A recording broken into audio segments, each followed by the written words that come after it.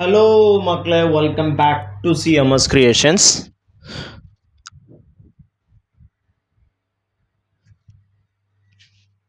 നമ്മൾ നോക്കാൻ പോകുന്നത് 2021 സോളിഡ്സ് അഥവാ ഘനരൂപങ്ങൾ എന്ന് പറയുന്ന ചാപ്റ്ററിൽ നിന്നും ചോദിച്ചിട്ടുള്ള ചോദ്യങ്ങളും അതിൻ്റെ ഉത്തരങ്ങളുമാണ്. Okay, a sector of central angle 120 and radius 12 is rolled up into a cone. ആരം 12 സെന്റിമീറ്ററും 120 ഡിഗ്രി കേന്ദ്ര കോണുമുള്ള ഒരു വൃത്താംശം വളച്ച് ഒരു വൃത്തസ്തൂപിക ഉണ്ടാക്കുന്നു. What is the slant height of the cone? വൃത്തസ്തൂപികയുടെ ചെരിവ് ഉയരം എത്രയാണ്? Find the radius of the cone. വൃത്തസ്തൂപികയുടെ ആരം കണക്കാക്കുക. ഒരു സെക്ടർ അഥവാ ഒരു വൃത്താംശം, നമ്മൾ ഇതിനു മുമ്പ് പറഞ്ഞതുപോലെ ഒരു സെക്ടർ ഒരു വൃത്താംശം വളച്ചെങ്ങാണ്ട് എന്തുണ്ടാക്കുകയാണ്? കോൺ ഉണ്ടാക്കുകയാണ്. അപ്പൊ ഈ വൃത്താംശത്തിന്റെ റേഡിയസ് തന്നെയാണ് ആർക്കും ഉണ്ടാവുക? കോണിനും ഉണ്ടാവുക. വൃത്താംശത്തിന്റെ റേഡിയസ് ആണ് കോണിന്റെ സ്ലാന്റ് ഹൈറ്റ് എന്ന് പറയുന്നത്. ഓക്കെ, വൃത്താംശത്തിന്റെ റേഡിയസ്, സെക്ടറിന്റെ റേഡിയസ് ആണ് കോണിന്റെ സ്ലാന്റ് ഹൈറ്റ്. അപ്പൊ ഇവിടുത്തെ സ്ലാന്റ് ഹൈറ്റ് എത്രയാ മക്കളെ? 12 ആണ്. ഇനി find the radius of the cone. Central ആംഗിളും സ്ലാന്റ് ഹൈറ്റും തന്നിട്ട് റേഡിയസ് കാണാൻ പറഞ്ഞു കഴിഞ്ഞാൽ R/L = x/360. R കാണണം, L 12 ആണ്, x 120 ആണ്. 0 0 വെട്ടിപ്പോവും. ദെൻ 12നെ 12 ഡിവൈഡ് ചെയ്യുമ്പോൾ 1 എന്നും 36നെ 12 ഡിവൈഡ് ചെയ്യുമ്പോൾ 3 എന്നും കിട്ടും. ഓക്കെ, ഇനി ഈ 12നെ ഇങ്ങോട്ട് കൊണ്ടുപോവുക. ഡിവൈഡ് ചെയ്യാനുള്ളത് ഇപ്പുറം വരുമ്പോൾ ഗുണിക്കാനാവും. And that is 12/3. 12/3 4 എന്ന് കിട്ടും. സോ റേഡിയസ് എത്രയാ? 4. ഇനി radius of a solid metal cone is 5 centimetre. ഇവിടെ കോണിന്റെ റേഡിയസ് ആണ് തന്നിട്ടുള്ളത്, അത് സ്മോൾ ലെറ്റർ R ആണ്. Its slant height 13 centimetre. Find its height.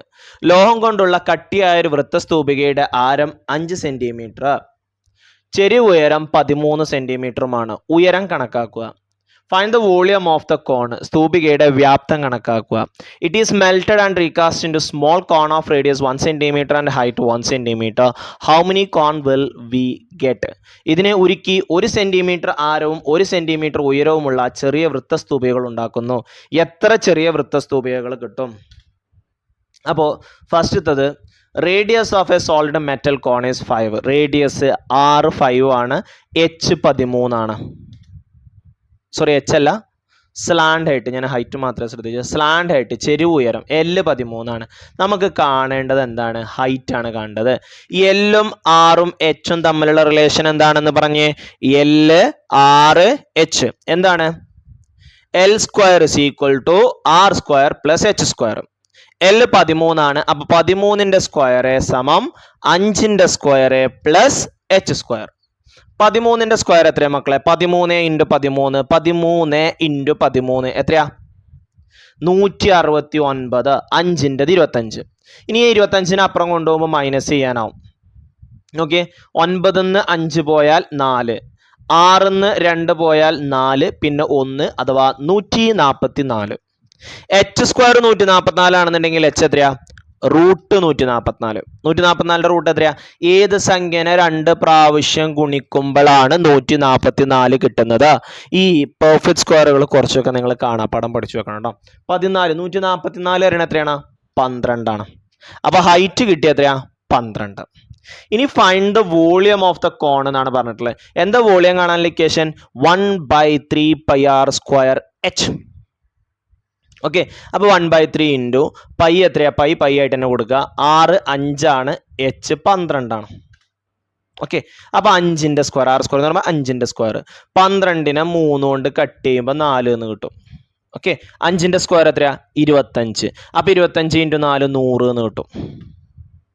അപ്പോൾ 100 pi centimetre cube. It is melted and recast into small cone of radius 1. അപ്പോൾ കോണെന്ന് കോണിനെ ഉണ്ടാക്കുന്നത് എന്തിൽ നിന്നാണ് ഉണ്ടാക്കുന്നത്? അതിന്റെ വോളിയം ബൈ ആകെ വോളിയമാണ് നമ്മുടെ ആൻസർ വരുന്നത്. അപ്പോൾ 1/3 ഇൻറ്റു പൈ R² എന്ന് പറയുമ്പോൾ 5 × 5 × 12. ഉണ്ടാക്കുന്ന കോണിന്റെ റേഡിയസ് 1 ആണ്. അപ്പോൾ R ന്റെ സ്ഥാനത്ത് 1 വരും. R² 1/3πr² H ആണ്. റേഡിയസ് 1 ആകുമ്പോൾ 1 × 1 ഹൈറ്റും 1 തന്നെയാണ്. 1/3 1/3 ക്യാൻസലായി, പൈയും ക്യാൻസലായി. പിന്നെ 25 × 12 1 × 1 ഡിവൈഡ് ചെയ്യുമ്പോൾ ആ നമ്പർ തന്നെയാണ് കിട്ടുക. അപ്പോൾ 25 × 12 ചെയ്യുമ്പോൾ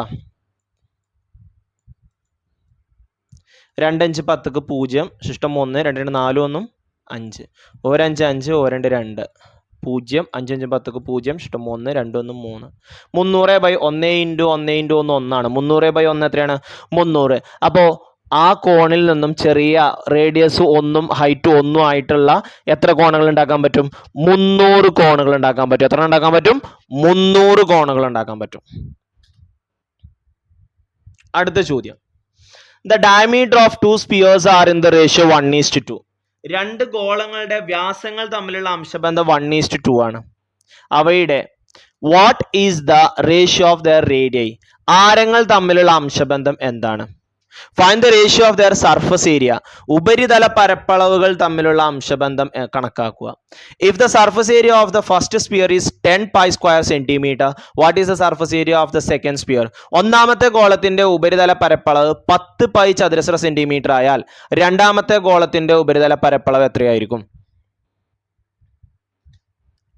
ആദ്യം ഡയമീറ്ററുകൾ തമ്മിലുള്ള റേഷ്യോ 1:2 ആണെന്നുണ്ടെങ്കിൽ റേഡിയസുകൾ തമ്മിലുള്ള റേഷ്യോയും എന്ത് തന്നെയായിരിക്കും? 1:2 ആയിരിക്കും. ഓക്കെ, ഡയമീറ്ററുകൾ ഇപ്പോൾ ഒരു എക്സാമ്പിൾ പറയുകയാണെന്നുണ്ടെങ്കിൽ ഇതിന് ഞാൻ 1x എന്നും കൊടുത്തു. അപ്പോൾ ഇപ്പുറത്ത് എന്ത് വരും? 2x എന്ന് വരും. ഓക്കെ, എക്സിൻ്റെ പകുതി എന്താ? x/2. 2xൻ്റെ പകുതി എന്താ? x. ഓക്കെ, ഇത് അര, ഇത് 1. ഇതിനെ 2 ഗുണിക്കുമ്പോൾ ഇവിടുത്തെ ഡിനോമിനേറ്ററിലെ 2 കട്ട് ചെയ്താണ്ട് x ആവും, ഇവിടെ 2x എന്നാവും. ഡയമീറ്ററിൻ്റെ അതേ റേഷ്യോയിലോട്ട് തന്നെ എത്തിയില്ലേ? കണ്ടോ? അപ്പോൾ റേഡിയസിൻ്റെ റേഷ്യോ എന്താണോ അതേ റേഷ്യോ തന്നെയാണ് ആർക്കും ഉണ്ടാവുക? റേഡിയസിനും ഉണ്ടാവുക കേട്ടോ. കാരണം ഡയമീറ്ററിൻ്റെ പകുതിയാണ് റേഡിയസ്. അപ്പോൾ റേഷ്യോകൾ പകുതിയാക്കുമ്പോൾ അതേപോലെ തന്നെ 1:2 തന്നെ ആയിരിക്കും. ഇനി സർഫസ് ഏരിയ S1:S2 എന്നാണ് വരുന്നത്. സ്ഫിയറുകളാണ്. സ്ഫിയറിൻ്റെ സർഫസ് ഏരിയ എന്താണ്? 4πr² ആണ്. അപ്പോൾ 4πr1² 4πr2². 4π രണ്ടിടത്തും കോമൺ ആയതുകൊണ്ട് അത് ക്യാൻസലായി പോകും. പിന്നെ r1² r2². r1 1 ആണ്, r2 2 ആണ്. അപ്പോൾ 1² ആൻഡ് 2² എന്ന് വരും. 1ൻ്റെ സ്ക്വയർ 1 ആണ്, 2ൻ്റെ സ്ക്വയറോ 4 ആണ്. അപ്പോൾ 1:4 എന്ന് വരും. ഇനി ഫസ്റ്റത്തേൻ്റെ സ്ഫിയറിൻ്റെ സർഫസ് ഏരിയ 10 ആണ്. അപ്പോൾ S1 10 എന്ന് എടുത്തു. ഇനി രണ്ടാമത്തെ കാണണം. S1:S2 എന്ന് പറയുന്നത് 1:4 ആണ്. ഇതിനെ ഭിന്നസംഖ്യ രൂപത്തിൽ എഴുതുമ്പോൾ എങ്ങനെ വരും? S1/S2 = 1/4 എന്ന് വരും. S1 എത്രയാ? 10 പൈ. അതിവിടെ കൊടുക്കുക. ഇനി S2 അല്ലേ കാണേണ്ടത്? ഈ S2നെ ഇങ്ങോട്ട് കൊണ്ടുപോവുക, ഈ 4നെ ഇങ്ങോട്ടും കൊണ്ടുവരിക. 10 × 4 40 പൈ. 1 × S2 S2. ഓക്കെ, അപ്പോൾ രണ്ടാമത്തേൻ്റെ സർഫസ് ഏരിയ എത്രയാണ്? 40 പൈ. ഫസ്റ്റത്തത് 10 പൈയും രണ്ടാമത്തത് 40 പൈയും. A box is to be made by cutting of small squares from each corner of a square of thick paper and bending upward. The height of the box is to be 10 cm and volume 1 liter. സമചതുരാകൃതിയിലുള്ള ഒരു കട്ടിയായ കടലാസിൻ്റെ 4 മൂലകളിൽ നിന്നും ഓരോ ചെറിയ സമചതുരം മുറിച്ചു മാറ്റി മേലോട്ട് മടക്കി ഒരു പെട്ടി ഉണ്ടാക്കണം. പെട്ടിയുടെ ഉയരം 10 സെന്റിമീറ്ററും ഉള്ളളവ് 1 ലിറ്ററും വേണം. What should be the length of the side of the square cut off? മുറിച്ചു മാറ്റുന്ന സമചതുരത്തിന്റെ ഒരു വശത്തിന്റെ നീളം എത്രയായിരിക്കും? What should be the length of the side of the square thick paper sheet? സമചതുരാകൃതിയുള്ള കട്ടിയായ കടലാസിന്റെ ഒരു വശത്തിന്റെ നീളം എന്തായിരിക്കും? അപ്പോൾ മക്കളെ ഞാനിവിടെ ഒരു ചിത്രം വരച്ചു. ചിത്രം അവിടെ ഇല്ലാത്തതാണ്, നമ്മൾ വരച്ചതാണ് കേട്ടോ. നോക്കിയാൽ ആദ്യം ഒരു സമചതുരം എങ്ങനെ വരച്ചതെന്നുള്ള ഞാൻ കാണിച്ചു തരാം.